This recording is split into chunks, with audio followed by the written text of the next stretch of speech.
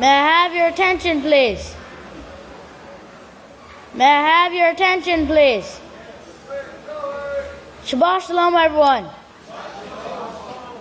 My name is Sonny Yisrayl, Breathe Hawkins, and I would like to serve forever as a priest starting very soon.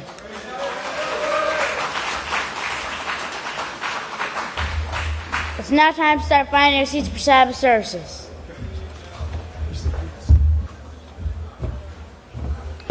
May I have your attention, please? May I have your attention, please? Shabbat Shalom, everyone. My name is future priest Keefer Hawkins, and I'd like to serve you forever as a priest starting very soon.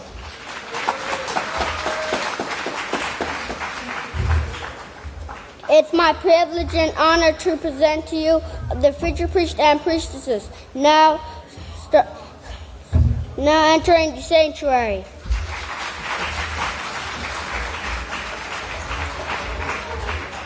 I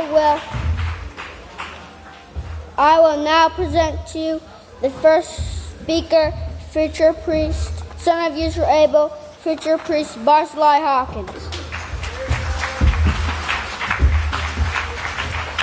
Shabbat Shalom, everyone. You may be seated. May the peace of Yahweh be with each and every one of you. My topic for today is vengeance and retaliation. Now I looked up the word vengeance on dictionaryreference.com, and it means infliction of injury, harm, humiliation, or the like on a person by another who has been harmed by that person. An example of this would be school shootings. A child is bullied and in return brings a gun to school and shoots the one bullying him. I also looked up the word retaliation in dictionaryreference.com, and it means returning like for like. An example of this is if you steal from me, I'll steal from you. That's the mentality that the world has today. If you turn over to Genesis 4:15,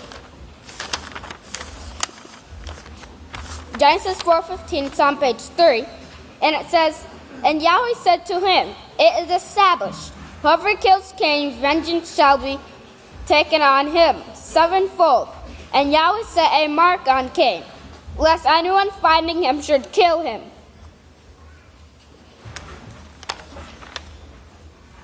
We see that vengeance is the way and character of Cain, the same character that will bring forth 1/3 of man killed over 1/4 part of the earth, in and around the great river Euphrates. Can I have my video? Any minute now, my ride should be here to pick me up, and I'm gonna... Oh!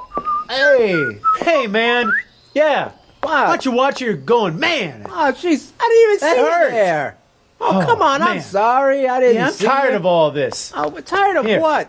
Yeah, huh? Oh, what's that for? How about a rock? I said I was you better put sorry. your hands up and block it. Oh, come yeah, on. huh? Oh, Go I'm not home, putting up run. with this. I got something Get funny out of over here. How about this? What? Huh? What you gonna do with that little thing? My rock is kind of small. Yeah, But I got that's what I something thought. bigger. Oh, what? Yeah, this. Oh, okay. Ha-ha. An axe. Yeah. Okay. It's pretty sharp, too. Yeah, what about this right here? What? Huh? Take 2 of these. What are you gonna do with your little axe, huh? There's always something a little bigger. All right, Ha-ha. Oh. You got nothing now. Well, let's see if you can run from this. Huh? 5, 4. Try this on for size. Nothing beats that one, buddy. Oh, I've got something, all right. Yeah, you got nothing, You huh? Just wait a minute. Huh? What's taking you so long? You'll see. What? What is that? Oh, yeah. Are you crazy? I hope you're a fast runner. Neither one of us are gonna live.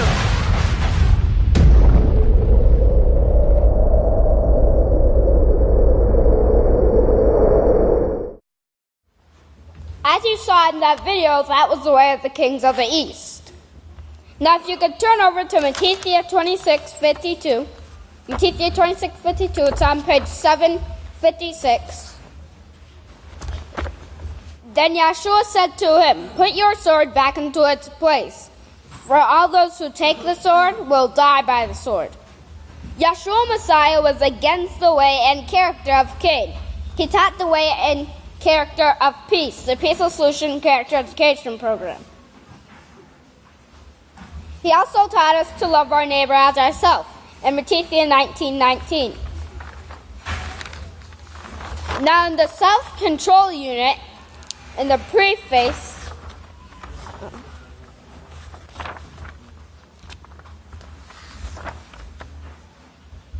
it says, I remember very early in my childhood, even before my school years, things my parents taught me that actually guided my interactions with others. One statement that I heard more than once from my father in the face of some frustrating events was, son, two wrongs do not make a right.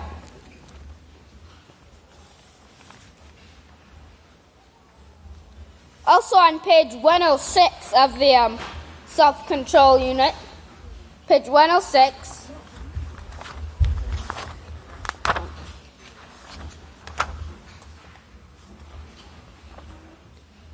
it says, President Lincoln once said that it's bad enough when one fool loses his head. It's double bad when two fools lose their head. In conclusion, we must have the character of Yahweh, Yeshua, and Yisrayl Hawkins, being peaceful at all times, not showing vengeance and retaliation for others. And now if you all please stand.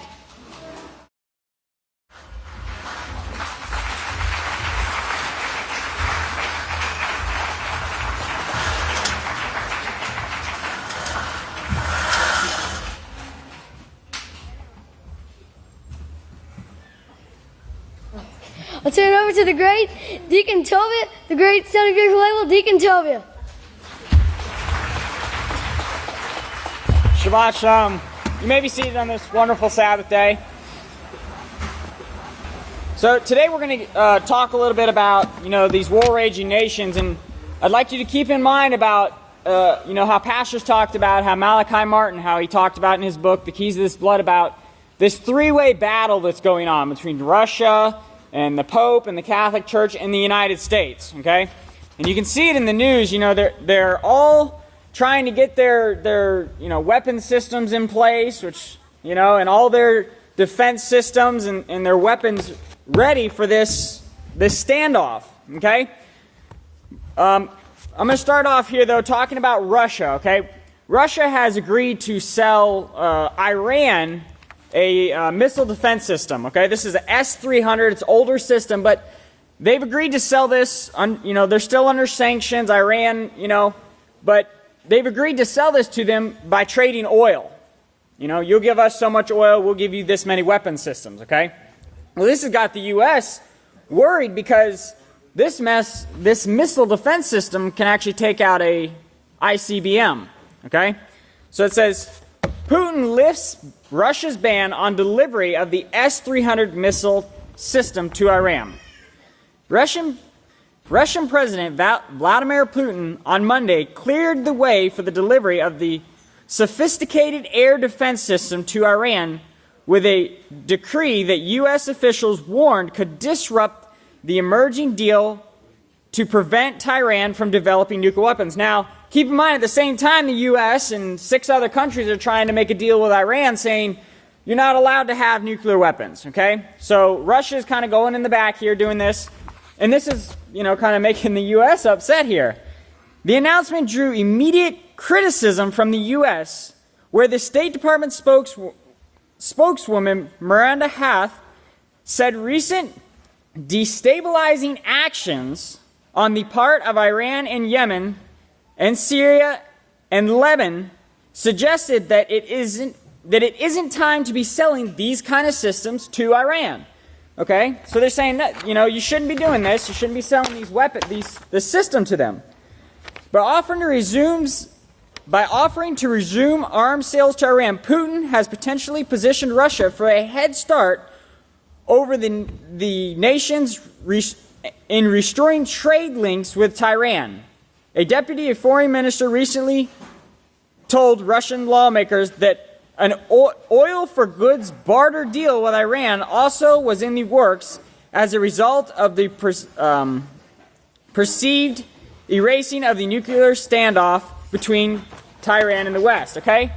So what's the cost of this S-300? Okay, now there's two more models that Russia has came out with now, the S-400 and the S-500, which the S-500 is coming out next year, but it's actually supposed to rival the U.S.'s missile defense system. Russia's plan to sell the S-300 to Iran reportedly involved the transfer of 5 platoon sets for $800 million, okay? Some sources said as much as $1 to $1.2 billion, okay?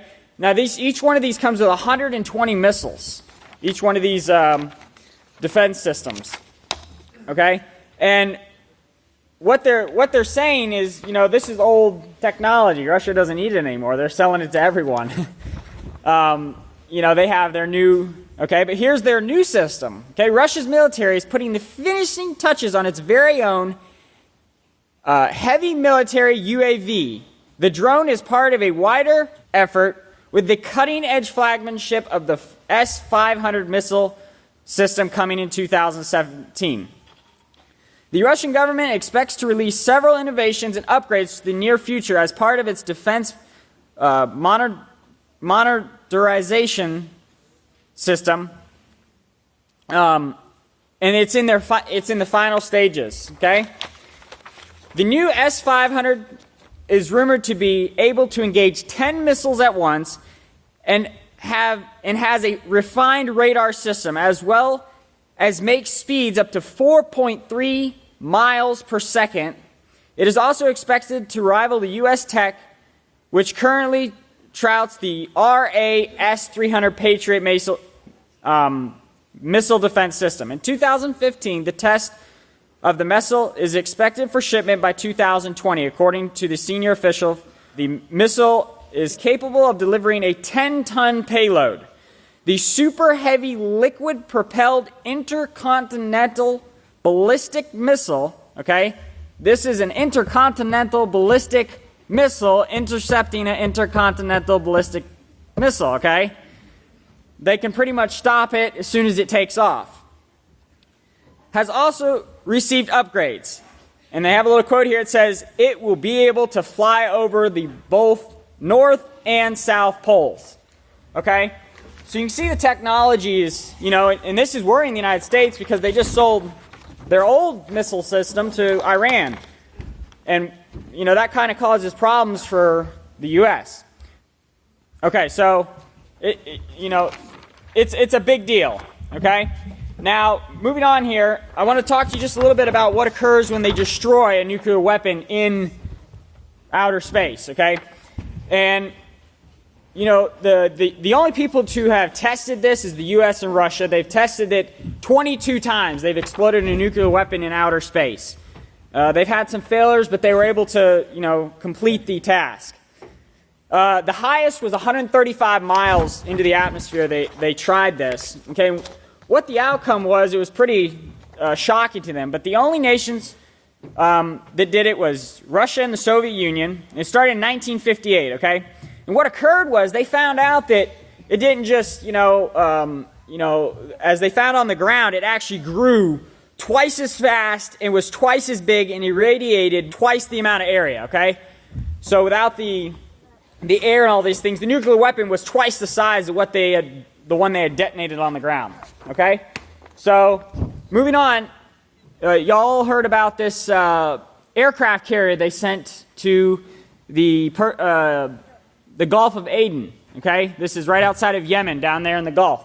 The U.S. has sent these aircraft carriers down there. Okay, and to block the Iranian arms shipments to Yemen rebels. The U.S. aircraft carrier was dispatched to the waters off Yemen on Monday to join the American ships prepared to block any Iranian weapon shipments to Shiite Houthi rebels fighting in Yemen. The Navy officials confirmed to Fox News that the USS Theodore Roosevelt, along with its escort ship, the USS Normandy, okay, remember these two ships, I'm going to talk a little bit about them, a guided missile cruiser, left the Persian Gulf on Sunday en route for the Arabian Sea to help enforce the blockade of a massive ships of a massive ship that carries FA-18 fighter jets. The Roosevelt is seen more of a deterrent and a show of force in the region. Okay, so what they're doing is they're sending these ships here. They're displaying this power. Okay, they're saying, we've got these ships here, and we're going to use them if you try to pull in to Yemen with these other ships. Now there's a total of 9 Iranian ships, and they're not sure what they're carrying on these. They think it's weapons, but they don't know, and they're kind of trying to secure the whole area. But what they're actually doing with the aircraft carriers, the technology that they're able to surveillance and radar is massive. Okay, they can pretty much survey that whole Gulf of Aden right there. Okay, it's a huge area, but they can actually pick up all the ships coming in and out of port there, and so it allows them to see what's going on. Okay, so it's not just that they're going to board these ships, but the tensions are really they're drumming everything up because Iran's they're worried if they board Iran ships, there's definitely going to be a confrontation between them. But let me tell you just now, these ships that Iran has sent, they're not armed. They're just vessels carrying supplies. Okay, there is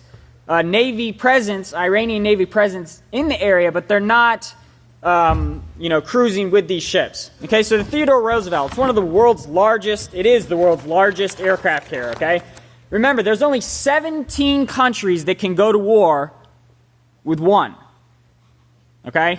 So this is a massive presence here, okay? 17 countries can go to war with one of these aircraft carriers. They sent one of these and 9 other naval ships from the U.S.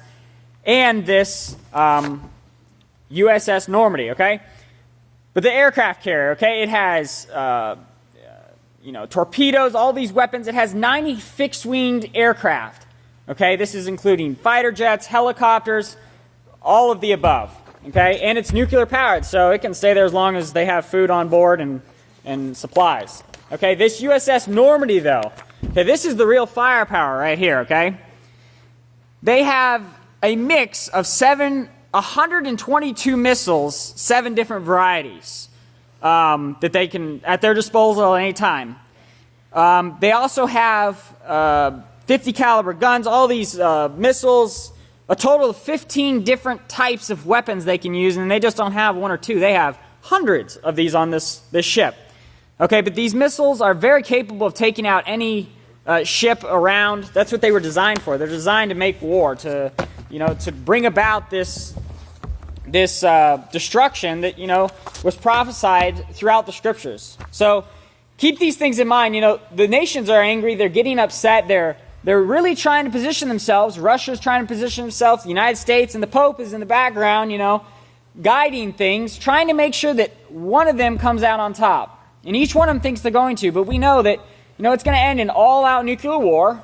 And unless Yahweh would step in and stop this, because of the stupidity of mankind thinking that we can make these weapons and this is what's going to protect us. Take out our enemies. We just have to make sure we have a bigger gun, okay? Because if they get a bigger gun, then we're in trouble, okay? So remember these things. Pastor's taught us this. He's explained these things to us. And keep an eye on the news. Things are moving forward and leaps and bounds. Every day there's things occurring. And it's getting ready for this whole system to collapse. This system of the people and by the people of enforcing this way of Cain upon the people is getting ready to collapse. And it's going to go down. And Yahweh's kingdom is going to rise up out of it and teach these perfect 613 laws. Okay? So with this, I'm going to turn it over to the great Khan Ali and I. Shabbat Shalom, everyone. You may be seated. May the peace of Yahweh be with each and every one of you. Today I'm going to be speaking on the firmament and the microbes that make up the firmament. We know that they're sick. We're getting weather systems gone crazy, storms, Frankenstorms. We're getting drought in areas where food is supposed to be grown. We're getting flooding, excessive flooding in city areas where food is not grown. the whole thing is just upside down because the microbes are sick, who were supposed to be bringing the rain in its time, just enough rain, just enough sunshine, just making everything roll smoothly so we can enjoy life, providing food, providing all kinds of benefits for mankind. But these are sick, and we know they're sick because of the STDs that's going up into the firmament, raping these microorganisms and making them sick. And today, we're going to be looking at how that occurs. Now, this is just like a teaser, just a tip of the iceberg, what we're going to see come Pentecost. Now, Pastor's been bringing quite a lot of information on this, and has been doing so for many years now, but science is just now catching up with some of these things that Pastor's been bringing out. And I'm going to be starting here from, if we turn quickly to Revelations 18. Revelations 18, if we look at verse 5, and that'll be on page 982. It says, "For her sins have reached unto heaven, and Yahweh has remembered her iniquities." And of course, the heaven here refers to the firmament, and the sins of mankind has gone up to heaven. And of course, this is the result of the teaching in unrighteousness that is going out to all the world from the 7 hills of Rome. And they're taught that they can have their way, they can get away with it, they can put their faith in other things but Yahweh, they can turn away from the laws of Yahweh, and the consequences of what we're seeing right now. So I want to read you this very quickly. This is a combination of a lot of material from various sources here. This is how microbes can make bacteria in the firmament sick. And usually when viruses that attack bacteria, you call them bacteriophages. Phage is to eat. Phage, eat. So bacteriophage is a virus that eats or feeds or preys on bacteria. Now, there are 2 possible things that could occur when a virus attacks bacteria. There's 2 possibilities. One possibility is, of course, the purpose of attacking the bacteria will be to take it over, to hijack the bacterial systems and then use that to multiply to get more viruses produced. So there are 2 possibilities. One possibility is it could hijack the bacteria, hijack the genetic machinery of the bacteria and use that to produce more viruses. It'll burst open the bacteria, kill it, that's very quickly, and destroys the bacteria so more viruses are released into the environment. The second possibility is, which is often the case, which is why the firmament is sick right now, is it penetrates the bacteria and deposits its own genetic material in the bacteria from videos that we've seen in the past. And then instead of killing the bacteria outrightly, it doesn't. It just, its own genetic material becomes a part of the bacterial genetic material. And that more like takes over the bacteria and over time makes it sick, and we're going to see some details of it. So that's what we're going to see. There are 2 possibilities. It could kill the bacteria outrightly, or it could make it sick over a period of time. So it says a bacteriophage infection or a virus, infection follows one of 2 courses. Lysis, which is the bursting open. Lysis, Lysis, which is the bursting open of the bacteria that is killing it, destroying it, or lysogeny, which is the other option. Lysogeny, it doesn't kill it outrightly. Okay, we call such viruses temperate viruses. Temperate meaning not so ill-tempered. It's a less dangerous. Well, I wouldn't say it's dangerous all the same, but it doesn't outrightly kill it. All right, so that's a temperate virus. So lysogeny is the other option. Now, if the infecting virus multiplies within the host cell and destroys it, the virus is said to be lytic or virulent. Lysis usually refers to, or lysis usually refers to the bursting open of the bacterial host cell. On the other hand, if the virus does not replicate, but rather integrates into the bacterial chromosome, the virus is said to be temperate or lysogenic. You could get this from Essential Microbiology by Tammy S. Race McCormick, Research Education Association in 2012. It was published in 2012. The phage in the lysogenic cycle, that is the virus in the lysogenic cycle, can suddenly become lytic. That is, it can wake up. Because you're looking at the virus latching onto the bacteria, pushing its own genetic material into that bacteria, and then that genetic material is going to find its way to the genome, to the genetic material of the bacteria, and attach to it. It becomes a part of it. So the the virus genes are becoming part of the bacterial genes, and then it's able to control the bacteria from then on. The bacteria becomes sick, and we're going to see a little bit more shortly. So the phage, can suddenly become lytic, after a while, and then, it could start to infect other ones. So this is called spontaneous derepression, and it's a rare event occurring in about 10,000 divisions of a lysogenic bacterium. So most of the time you find that it doesn't become lytic. It just stays on there and makes the bacteria sick. It's able to do that because it doesn't kill it outrightly. It just makes it sick to where it's not able to do its job, and there's a name for that here. There's a name that is called. Lysogenic viruses such as Lambda, which affects E. coli, have a different strategy than lytic viruses for their replication. After penetration, that is when it attacks, it latches onto the bacteria and penetrates the bacteria, the virus DNA integrates into the bacterial chromosome, attaches into the bacterial chromosome, becomes a part of it.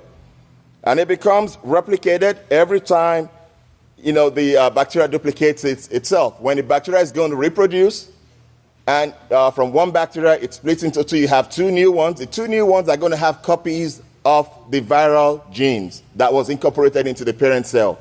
So as many generations as there are, they will all be carrying copies of the bacterial genes. So you are going to have, in a very short time, billions of bacteria that are already infected. Only one was infected, but it's giving rise to billions of others who are going to be in that same situation, that are going to be sick. And then before you know it, you're going to be having Frankenstorms, and you're going to be having rain, excess rain dropping, a month's worth of rain dropping in 1 hour, and things like that is what you're going to be seeing. So usually it's difficult to differentiate between lysogenic bacteria and non-lysogenic bacteria. But lysogenic bacteria is the bacteria now that is sick. All right, so you could say sick bacteria. So usually, except for when you watch the way they behave, is how you see it. But looking at them physically, they look the same, but their behavior changes. Okay, so but in a few situations, the prophage, that is the virus now, the viral genes now, supplies genetic information such that the lysogenic bacteria, that is the bacteria that is sick now, exhibits new characteristics, exhibits a new phenotype. That is, you see that there is a change in that bacteria because of the infection that's taking place. You see there is a change. That change is not the kind of, the behavior you now see in the new bacteria is not the usual behavior you see in that type of bacteria ordinarily. It behaves differently. The microorganism becomes changed to where they can no longer perform their jobs, like as climate engineers, I should say. This is called lysogenic conversion. In other words, they've been converted. They've switched sides. They're no longer doing what they're supposed to do. They're doing a different thing because of the viral genes, the genes from the virus that is present in them. Okay, remember, this is raping. It rapes it, puts its own genetic material in there, it sticks with it, and it starts to make it sick. It's no longer able to do its job the way it's supposed to. Okay? So lysogenic conversion has become has some interesting manifestations in pathogenic bacteria. So you're not looking only at the microorganisms in the firmament alone. You're also looking at bacteria that is pathogenic, causing human disease. In other words, when this occurs to bacteria, they're capable of causing human disease too, and you're going to see some interesting things here. It says, lysogenic conversion has some interesting manifestations in pathogenic bacteria that only exert certain determinants of virulence. That is, the ability to cause disease is virulence when they're in a lysogenized state. Hence, Corynebacterium diphtheria, that's a kind of bacteria, Corynebacterium, can only produce toxin responsible for the disease if it carries a temperate virus called phage beta. In other words, that bacteria ordinarily would not cause disease. Remember, they were made for us to enjoy life. But once it's been raped by this virus, this phage beta, then it becomes a disease-causing bacteria. In other words, you don't find Corynebacterium causing disease except it's been infected by the virus. Okay? So only lysogenized streptococci produce erythrogenic toxins. All right? That is toxins that is capable of destroying red blood cells, which causes the skin rash or scarlet fever and some botulinum toxins. All right? In other words, they're producing these toxins because they've been raped, they've been converted. Lysogenic conversion, they've been converted, they've been changed from the form that Yahweh made them the way they're supposed to be to other forms. All right? And some botulinum toxins are synthesized only by lysogenized strains of Clostridium botulinum. All right? Those shouldn't underline them. So, Corynebacterium diphtheria, which causes diphtheria or whooping cough, only produces diphtheria toxins when lysogenized by beta-phage C, and so on. So lysogenization in these pathogenic bacteria is a clear example of bacteria behaving badly because they've been infected by viruses. So you see these things occurring because of the sins of mankind. If we'll turn quickly to Isaiah 24.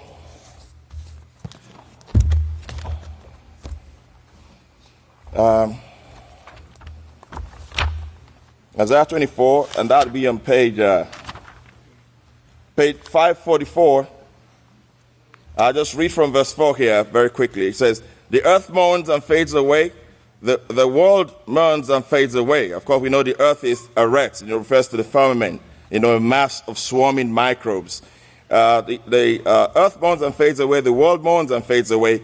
And the healthy people of the earth languish. That is, they become sick. They languish.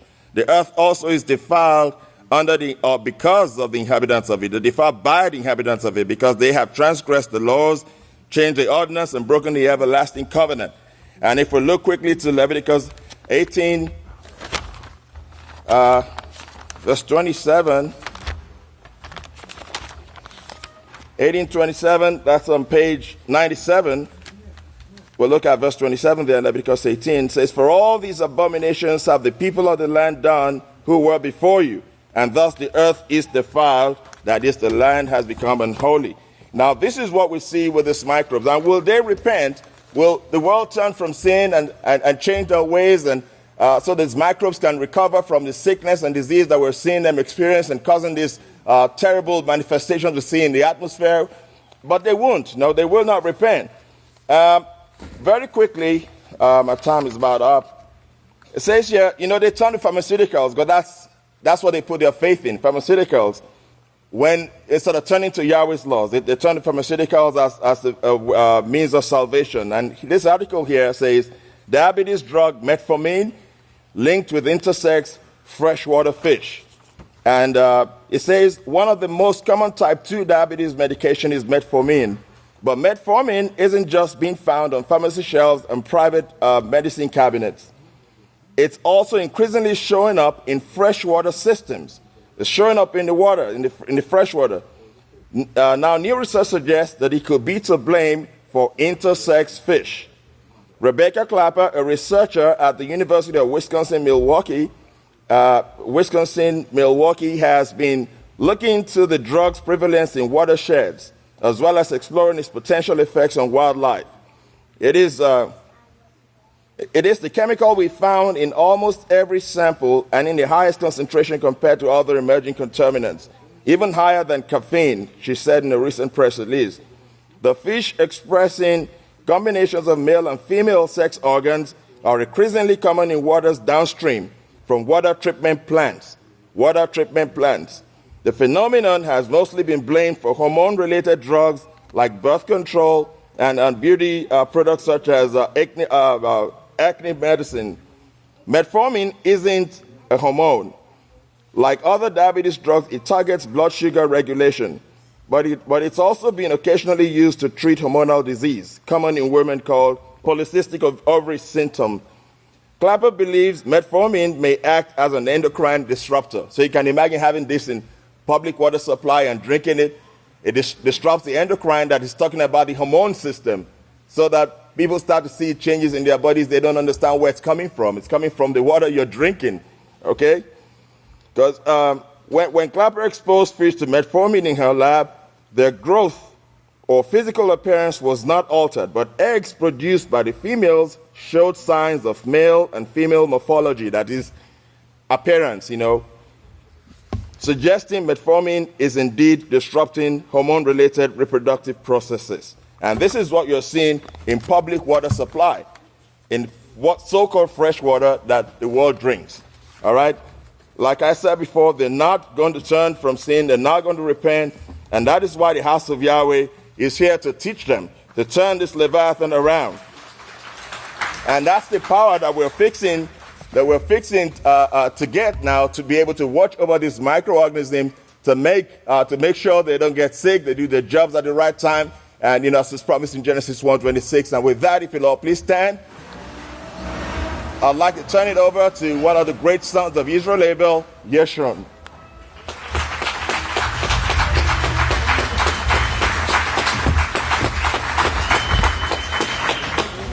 Shalom. The title of my speech is the two kingdoms, or the two great powers. Yahweh is over one kingdom, Satan is over the other kingdom. You may be seated.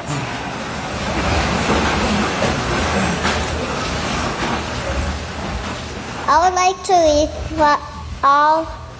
like to read our pastor's words from the second book of Yisrayl,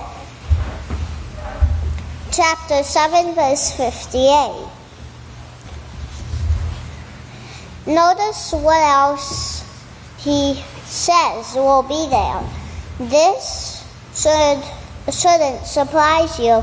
The kingdom of Satan is against the kingdom of Yahweh. There are only two ruling kingdoms in the universe today. One of them is the kingdom of Yahweh, and the other one is the kingdom of Satan, which was offered to Yeshua.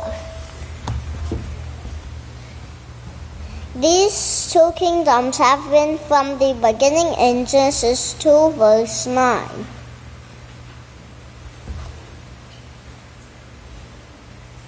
We are being offered Yahweh's kingdom, but we must choose for ourselves which one we desire, the kingdom of Satan or the kingdom of Yahweh. Now I would like to read from the 11th book of Yisrayl, part 2, chapter 2, verse 22.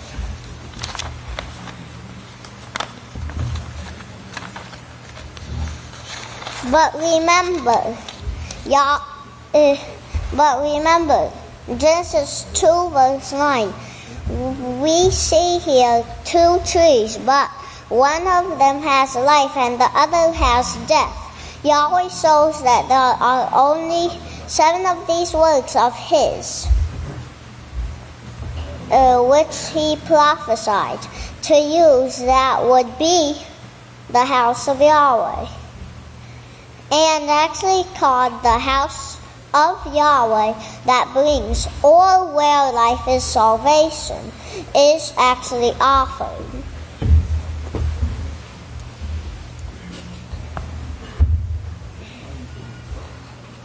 Our faithful and great high priest over the kingdom of Yahweh, Yeshua Messiah, was offered power and authority over Satan's kingdom in Leviticus 4, verse 8 through 10. Let's turn there and read it.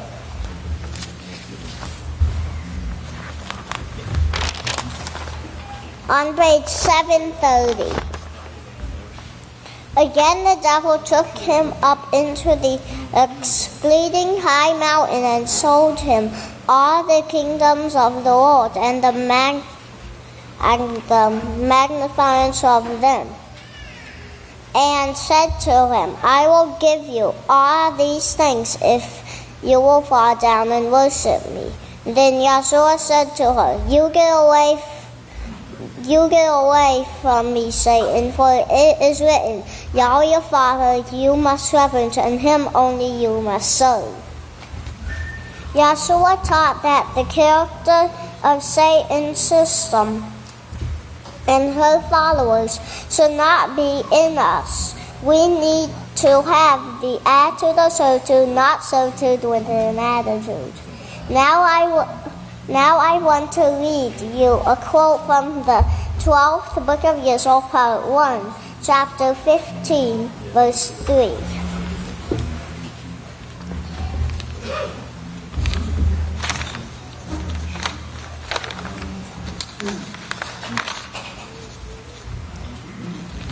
Yeshua, in calling his disciples to him, when they were wanting to know who would be the greatest, he said, You know, this Nimrod system, it's set up to rule by force. And he said, in Yahweh's kingdom, the The greatest ones are those who are going to be like Noah. Praise God, applause. They won't be like the Nimrod system, but that's the difference. That's the difference in the two kingdoms that we see in the world today.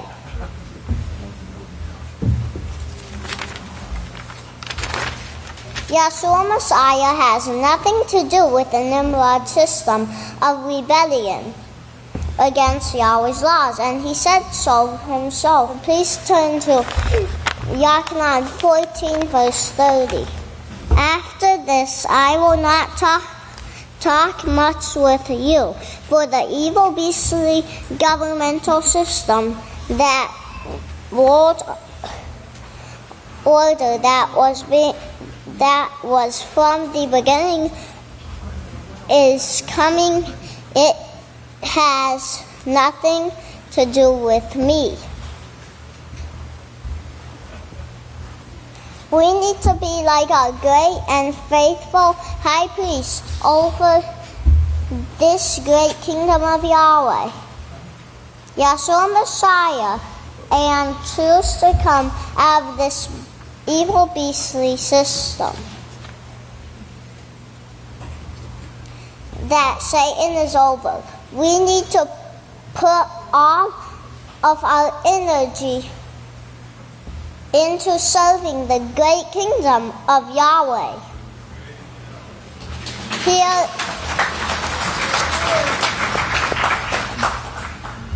Here at the House of Yahweh will soon fill the earth and eventually the whole universe. Stay in the house. Do not fear. Yahweh is with you. May Yahweh bless you all. And I would now like to turn it over to Great Angelia Hawkins.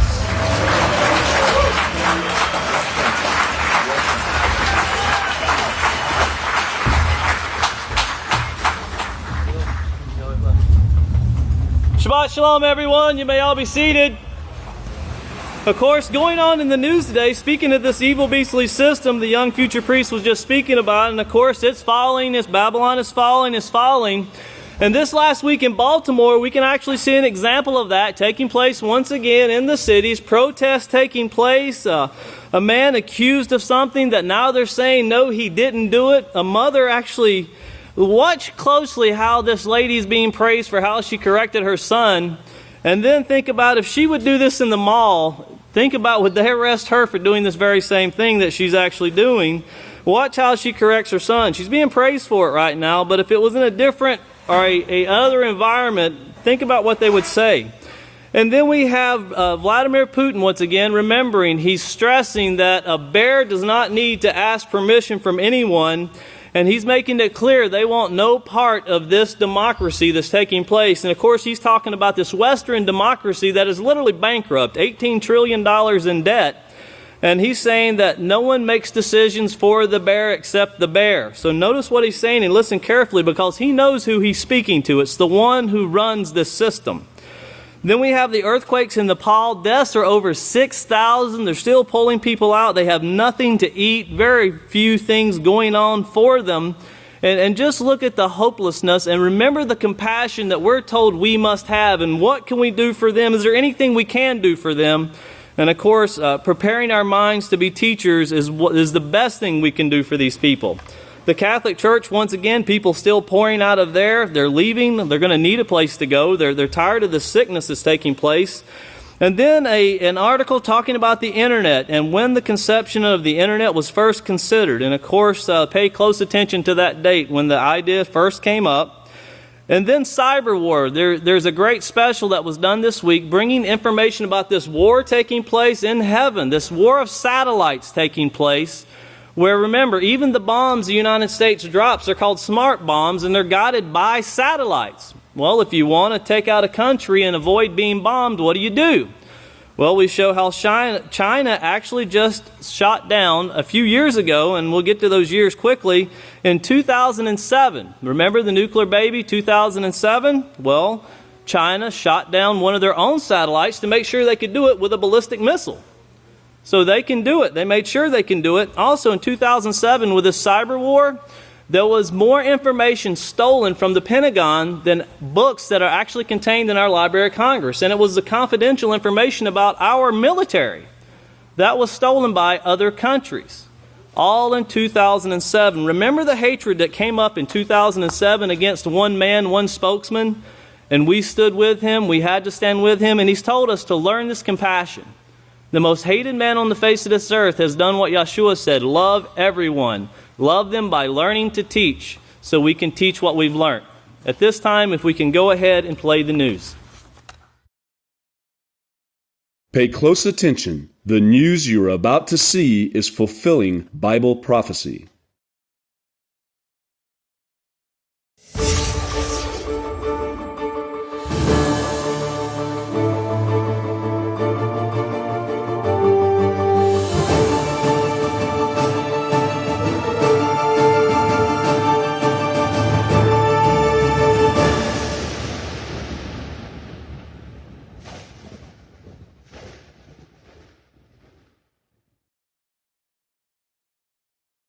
Welcome to another edition of YPN News, bringing you the news that relates to Bible prophecy and foretold by Yisrayl Hawkins.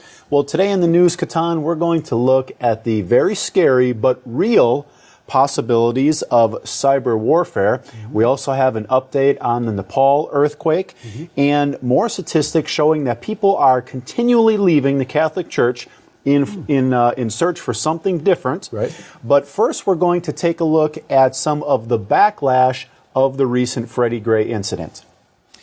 Now, violent riots that erupted in Baltimore after the burial of Freddie Gray left about 20 businesses and 144 cars burned, as well as many businesses looted. The mayor of Baltimore, Stephanie Rawlings Blake, commenting on the devastation, said, "This is one of our darkest days as a city, and I know that we are much better than this. We know that the world is watching, and we cannot allow our city to evolve into chaos because of a small group of criminals that are moving throughout the city." Well, despite the violence, there were peaceful protesters there as well, speaking against the violence, which the mayor also commented on.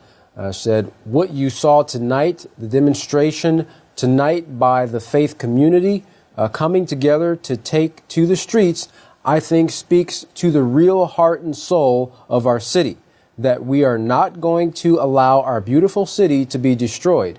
We will bring order from this chaos. We will bring those who seek to destroy us to justice, and it will take all of us going above and beyond to get us back." When asked what the mayor thought of this destruction that swept across the city, she got emotional, saying, "It is extremely heartbreaking for someone who was born and raised in Baltimore. My parents are born and raised here. We know how hard people work to have the city we know and love. And to watch a group of criminals go through our city with an intent to destroy, what does it solve?" she said. "You don't get justice for that. What does it solve? You hear people say that they care about their community and they want to be heard. You can't care about your community," she said, "and do what they did." It seems more counterproductive than anything. That's right. Well, more than 20 officers were injured during the riots, some seriously as well as bystanders. So far, there have been over 200 arrests made, and following the riots, a curfew was imposed on schools, which were also closed, and the National Guard was called in to help regain control of the city. Well, many citizens came out while the destruction was taking place to witness it for themselves and speak out against it. One pastor of a Southern Baptist church saw a community project go up in flames. When asked about it, he said, "We've been building a senior house facility for 60 senior citizen apartments with a transformation center for counseling services to help to change this community." He continued, "This is $16 million that the church has been investing in this community when nobody else wanted to invest in it. And somebody was insensitive and uncaring enough to do something like this to what we're trying to build in the community. This is not the justice that we seek. This is chaos," and he says, confusion. chaos and confusion. Well, one resident speaking to a reporter talked about how much this is hurting the community, stating, "We have so many limited resources here. If you look around here, you don't see Giant, you don't see Safeway, you don't see any of the major supermarkets. This is a food desert. People depend on food stamps and the local stores here and this city's market to eat, and you're tearing it up. The one area where we, the people, can shop. That doesn't make sense. This has nothing to do with Freddie Gray."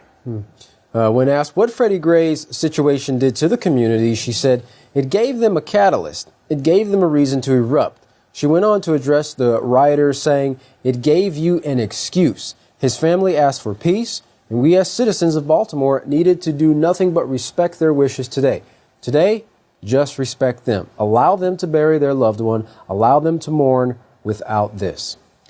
Well, the New York Post recently said, "Send in the moms to tame the Baltimore rioters," referring to one woman in particular who took matters into her own hands, literally.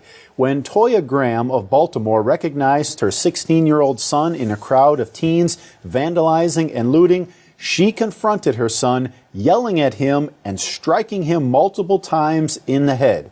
Now, a video of the moment quickly spread on TV and social media. Well, since the incident, more than 2 million people have viewed her emotional response, and the hashtag Mom of the Year began trending on Twitter. In an interview with RT, the single mom of 6 had this to say about her son. "He is just like the other teenagers that doesn't have the perfect relationship with the police officers in Baltimore City. But you will not be throwing rocks and stones at police officers," she said. Well, Toya Graham wrapped up the interview by repeating an important lesson of character for all of us, saying, "Two wrongs don't make a right," and finished by saying, "At the end of the day, I just wanted to make sure I had gotten my son home." Interesting. Two wrongs don't make a right. Well, in a recent press conference, Russian President Vladimir Putin expressed his dislike for the double standard the United States holds over Russia and other countries, quoting an old Latin proverb. He said, "And I keep thinking back to what people used to say about that in ancient times.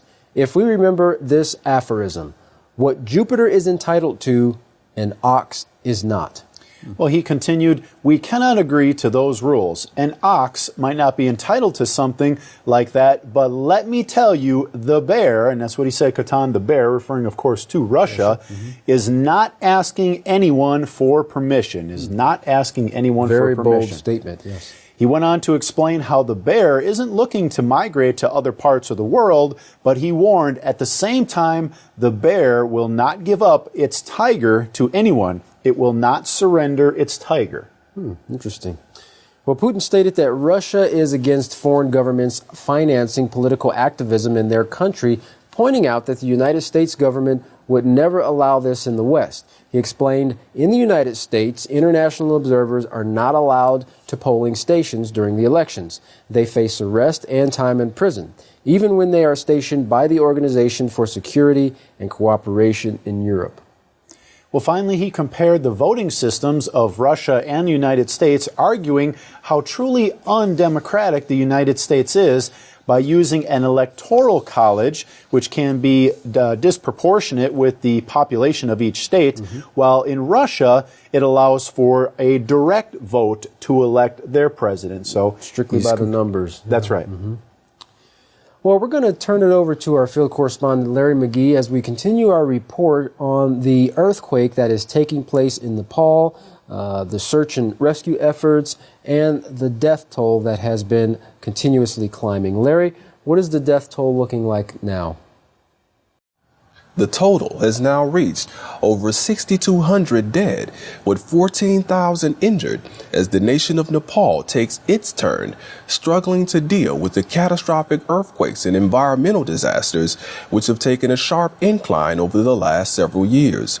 Nepalese homes have been demolished. Years of hard work has disappeared in an instant, and tearful parents recount stories of having lost young children whom they say died like squashed ants or common dogs. According to Red Cross reports, 40,000 homes were injured or destroyed in the disaster, and residents report very little, if any, assistance coming from the government. In the chaos, food has become scarce, with occasional relief coming principally from private donors. They may be called the government, one man said, but they don't do anything to help the people. A lack of compassion is also producing dissatisfaction and frustration elsewhere, as the world's largest religion is reportedly losing its hold in what used to be one of its biggest population centers. Throughout the lion's share of the 20th century, over 90% of Latin America identified themselves as Catholic. But according to a recent survey conducted by the Pew Research Center, only 69% of Latin Americans identify themselves as being affiliated with Catholicism today. The decline is being attributed to what's being called religious switching, with many of those who've changed over to the Protestantism of Martin Luther citing their reason for leaving as seeking to find a personal connection with the Creator. Also high on the list was the desire to find a religion which helps its members, showing that the world's wealthiest and most powerful religion is yet very poor and worthless when it comes to true love. For YPN News, I'm Larry McGee. Katan Jeff, back to you. Wow, truly a sad situation, but as Larry reported, that death toll, I'm sure, is going to increase as they continue to dig out and, search for the missing people. It always goes a lot higher. That's right. Well, take a look at this short video about a man who wrote a book, about what he saw as the coming way in which we would be using books, obtaining information, and so forth. And interestingly enough, Jeff, this work of his was done in 1934. 1934, right. So why don't we take a look and see what he has to say. Some interesting points here. Also in 1934, Otley publishes his most important book, The Treatise on Documentation, the Book on the Book. This is where we find the most visionary pages, where already the concept of the computer emerges. Here, the workspace is no longer cluttered with any books. In their place, a screen and a telephone within reach. Over there, in an immense edifice, are all the books and information. From there, the page to be read, in order to know the answer to the question asked by telephone, is made to appear on the screen. The screen could be divided in half, by 4, or even by 10. If multiple texts and documents had to be consulted simultaneously. There would be a loudspeaker if the image had to be complemented by oral data, and this improvement could continue to the point of automating the call for on-screen data. Cinema, phonographs, radio, television, these instruments taken as substitutes for the book will in fact become the new book. The most powerful works for the diffusion of human thought. This will be the radiated library and the televised book. Well, definitely seems like he was a man whose thought process was a lot farther ahead of his time. Well, several years ago, speculation was made as to the possibility to create a new type of war, but one that's not fought in different lands over borders, but over information. Information warfare, or cyber war as it's called, could cause problems in almost every facet of life, from disabling critical infrastructures in major cities to extorting millions of dollars from banks all over the world, including stealing the identity and personal information and even infiltrating defense systems and sabotaging our weapon systems. Right. Well, today all these things and more are actually occurring. Jim Lewis, Director and Senior Fellow of the Technology and Public Policy Program at the Center for Strategic and International Studies in Washington, D.C., said, in 2007, the U.S. experienced what they call the electronic version of Pearl Harbor. A foreign country infiltrated systems of the United States Departments of Defense, State, Commerce, Energy, NASA, and even other high-tech agencies. And when they were there, they stole terabytes. Terabytes. Terabytes of information. Lots of information was stolen. Well, by comparison, the Library of Congress has millions of volumes of books, and that is the equivalent to about 12 terabytes of information. So compare that. The Library of Congress is about 12 terabytes of information. Wow. So a Library of Congress worth of government information was stolen in 2007. Now, that was the eye-opener that made everyone say, hey, we've got to get a grip on this. Wow. Well, in fact, last November, someone was able to get past the encryption systems and firewalls of one of the most sensitive military computer systems and stay inside for several days. This was at the CENTCOM Center, and their systems were the ones that were infiltrated. And once that person or group was inside the system, they were able to sit back and kindly just watch what was taking place, watch what was going on in the United States and the moves they were making, and so forth. It was believed that the breach was made by foreign spies who left corrupted memory sticks lying around, the little flash drives, and as soon as one was inserted, a malicious code was left for a back door for a foreign power to get into the system. Of course, since then, the military has banned those little memory sticks known as flash drives. One of the reasons these breaches are possible is because some authorities don't want to believe that their systems are vulnerable. And as a result, we're dying a death of 1,000 cuts, as one man said. Now, each day, a little more of our intellectual property, innovative skills, military technology is stolen by somebody. It's like little drops, and eventually we'll drown, but every day we don't notice it. Wow. Well, the U.S. Congress has also allocated $17 billion to improve data defense systems, and Lieutenant General Keith Alexander, head of the NSA, has also been nominated by the Department of Defense to run a new military command devoted to offensive and defensive cyber war. Other countries say that the U.S. is doing the same to them as is being done to the U.S., but the U.S. says that it has the most to lose because it has the most to steal than any other country. Well, the U.S. has woven the Internet into every aspect of society, so a damaging breach could cripple many systems as well as gravely affect many aspects of life. Well, even the country's weapons are vulnerable, so weapons manufacturers make their own computer chips. Jim Gosler, considered to be the father of cyber war, said most computer chips are made abroad and concerns are growing. The concerns are that someone overseas could tamper with them. Now, the concern is that those chips could cause altered functioning in that they wouldn't do their job as they were designed to do. And for instance, not detonating or detonating prior to, at the wrong time, I should say. And Katan, now there are literally like tens of thousands of these attacks, the cyber war, taking place every day in the United States. Wow. So war on a, not a microscopic, but like a data type level. Wow, interesting. Well, on that same note, low Earth orbit satellites are extremely indispensable to the U.S. military for communication, GPS navigation for troops, and smart bomb guidance, as well as for real-time surveillance. But they're also very vulnerable. A satellite killing weapon recently released by China demonstrates that vulnerability. John Pike with globalsecurity.org said the first thing an enemy would do would be to shoot down all our low Earth orbit satellites, putting out our eyes. Now, China demonstrated this potential by shooting down one of its own aging weather satellites. After 3 misses, they were successful with a medium-range ballistic missile fired from the ground. Now, the U.S. tracked the activity and the debris that fell to Earth from its polar orbit, which was 537 miles above the Earth. Well, the U.S.'s space policy, freedom of action in space, states that they will deny, if necessary, adversaries the use of space capabilities hostile to U.S. national interest.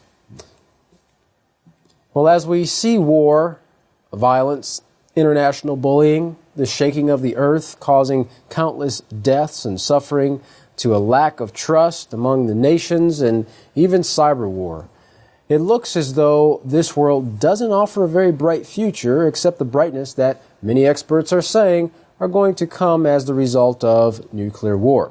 Well, Yisrayl Hawkins of the House of Yahweh has been bringing forth the prophecies concerning this generation, what's to come, and how mankind can be saved from the prophesied destruction. Do you want to know more? Well, here's what you can do. You can contact the House of Yahweh today and request your free Prophetic Word magazine and monthly newsletter. Now, you can write them at the House of Yahweh, P.O. Box 2498, Abelin, Texas 79604. You can call them at 1-800-613-9494. Visit them on any of their websites, www.yahweh.com, www.yisraelhawkins.com, or www.yahwehsbranch.com. You can also email them at info@yahweh.com, and for any calls outside the United States, please call the number on your screen. Well, don't go anywhere. Up next, Yisrayl Hawkins bringing you the news as it relates to Bible prophecy and also the light of the laws, which brings you to perfection. For all of us here at YPN News, I'm Katan Alexander. And I'm Jeffrey Heimerman. Thank you for watching.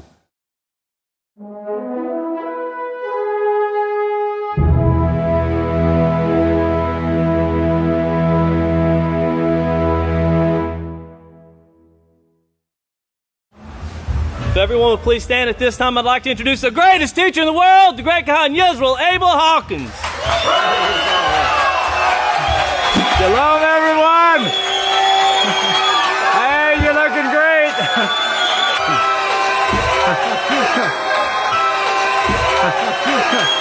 Hey, Yahweh. All yours, Yahweh. You may be seated. I love you too. May the peace of Yahweh be with each and every one of you. Everything is looking up. This war in heaven, who would have ever thought that? The ones that read the Holy Scriptures, they're the ones that knew it was coming. I would like for everyone to really pay attention today, because this news, you got to keep it in mind what we're bringing. We're not just showing it for entertainment. We're showing it to show that these prophecies, can you hear me now? Pay close attention. Don't be talking, playing with your fingers or anything. Just get everything I say, every single thing I say. The reason we show this is to show that these prophecies are coming to pass one by one. Now, if a being is smart enough to foretell the prophecy, and you're smart enough to listen to the one sent that explains this to you, you will make it into the kingdom. If you don't, and you don't pay close attention to me, you will let things bother you. You'll let things bother you that you should have had in your mind, already from the peaceful solution, to have calmed that situation down. But instead of calming that situation down, you'll let Satan pull you deeper into it. And pretty soon you'll be picking up sticks to hit somebody with, or hit them with your fist, or maybe you'll be thinking about a gun. How could I go get a gun and kill this person? These things will start entering your mind. This you've got to overcome. Remember? Remember Cain? Why are you angry, Cain? Because you haven't got sense enough to listen to Abel. That's why you're so angry, Cain. That's why you would pick up a stick and hit somebody, right? Slap them, hit them with your fist, shoot them with a gun. That's what the world is doing. That's what Satan has led the world into. Right. Agree? This is a Sabbath bread sack.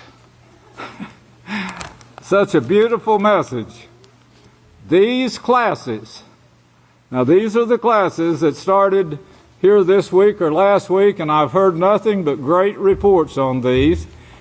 Well, it says here, it says it all right here. These classes are inspiring and bring us great joy. They are better than any new toy. I like that. I like that. I like the message that is going out. It's a beautiful thing. What we're doing, what Yahweh prophesied we would do. See, that's the thing. What we're here according to prophecy. Yahweh said, "In the last days I will establish my house," and we're it. Right now, we need someone who can speak French, or can proofread it for us. Is anyone here fits that bill? French. I told him I speak Okie. Would that be fair enough? They said, no, that won't do. We need somebody that can read and interpret French. I guess we're going to have to go to another source. The ultimate showdown. That's what one of our 5-year-olds spoke on this morning. The ultimate showdown of righteousness versus evil being played out. It's being played out right now. This is Yahweh's doing. This is a prophecy that said this was going to take place. The audience that we're covering right now, today, while I speak, we're covering 222 million. That's what it says, 222,637,500.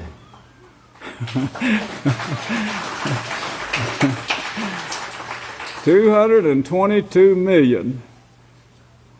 Wow. Fox News alone has got 4,420,893. The NBC audience has 3,845,993. These are people we're reaching right now.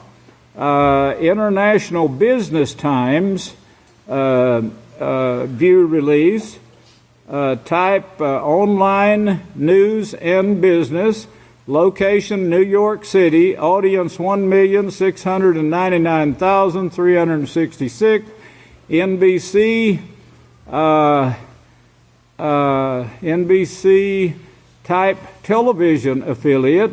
Location Indianapolis, Indiana. Audience 5,073,465. Now, that's the one, the ultimate showdown. The ultimate showdown of righteousness versus evil being played out now. Do y'all have that thing for proofreading yet? That one? No? Okay. Well, you'll get it soon. You'll get it soon. It'll be out very soon. The ultimate showdown of righteousness versus evil. This is a number 2 report from a totally different location now, global and so forth. And this is 17,600,000, but you can add that to that 222 million. That's another one. What you'll see if you were there looking up in New York in Times Square, you will see this right here. Can you make that out?